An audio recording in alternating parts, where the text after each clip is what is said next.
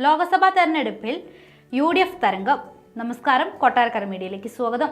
ലോക്സഭാ തെരഞ്ഞെടുപ്പിൽ കേരളത്തിൽ UDF തരംഗമുണ്ടായെങ്കിലും പരാജയത്തിന്റെ രുചിയറിഞ്ഞ 2 മണ്ഡലങ്ങളിൽ ഒന്നായ ആലത്തൂരിലെ UDF സ്ഥാനാർത്ഥി രമ്യ ഹരിദാസിനെ പാർട്ടി നേതൃത്വത്തിന്റെ വിമർശനം.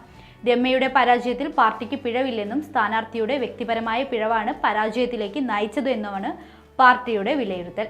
കോൺഗ്രസിലെ മുതിർന്ന നേതാക്കൾ ഉൾപ്പെടെ നിർദ്ദേശിച്ച കാര്യങ്ങൾ സ്ഥാനാർത്ഥി വേണ്ട രീതിയിൽ ശ്രദ്ധിച്ചില്ലെന്ന് DCC പ്രസിഡന്റ് A. തങ്കപ്പൻ കുറ്റപ്പെടുത്തി. AV ഗോപിനാഥൻ ഘടനം ആലത്തൂരിൽ പ്രവർത്തിച്ചില്ല. ആലത്തൂർ മാത്രം കൈവിട്ടുപോയതിൽ വിഷമമുണ്ടെന്നും A. തങ്കപ്പൻ 24നോട് പ്രതികരിക്കുകയുണ്ടായി.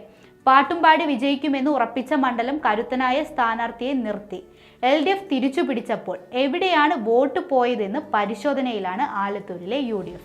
NDA സ്ഥാനാർത്ഥി മുൻ തവണത്തേക്കാൾ 1 ലക്ഷം വോട്ടുകൾ അധികം പിടിച്ചതും കോൺഗ്രസിലെ പല പിണക്കങ്ങളുമാണ് UDFന്റെ പരാജയം ഉറപ്പിച്ചത്.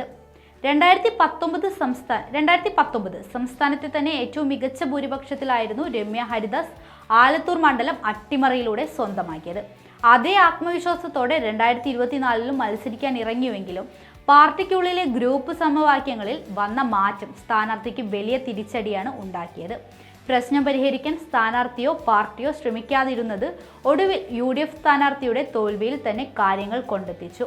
K. രാധാകൃഷ്ണൻ എന്ന വ്യക്തിപ്രഭാവമുള്ള സ്ഥാനാർത്ഥി എത്തിയതോടെ LDF കേന്ദ്രങ്ങൾ ഇരട്ടി ഊർജത്തിൽ പ്രവർത്തിച്ചതും UDFന്റെ തോൽവിക്ക് വേഗം കൂട്ടി. ചിറ്റൂരിലും വടക്കാഞ്ചേരിയിലും മാത്രമാണ് രമ്യ ഹരിദാസിന് നേരിയ ഭൂരിപക്ഷമെങ്കിലും നേടാൻ സാധിച്ചത്. LDFന്റെ കനത്ത കോട്ടകളിൽ വലിയ ഭൂരിപക്ഷം നേടാൻ സാധിച്ചില്ലെങ്കിലും രാധാകൃഷ്ണന്റെ വ്യക്തിപ്രഭാവം വിജയിക്കാൻ ആവശ്യമായ വോട്ടുകൾ ഉറപ്പിച്ചിരുന്നു. ഇതിനു പുറമെ NDA സ്ഥാനാർത്ഥി മുൻ തവണത്തേക്കാൾ 1 ലക്ഷത്തിലധികം വോട്ടുകൾ നേടിയതും തിരിച്ചടിയായത് UDFനാണ്.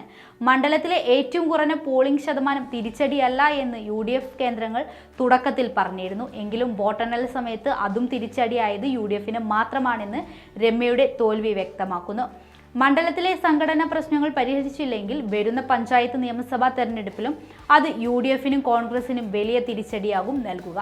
ആലപ്പുഴയിൽ നിന്ന് LDFന്റെ ഏക സീറ്റ് ആലത്തൂരിലേക്ക് എത്തിയപ്പോൾ കോൺഗ്രസിന് നഷ്ടമായത് 2019 ആവർത്തനമാണ്.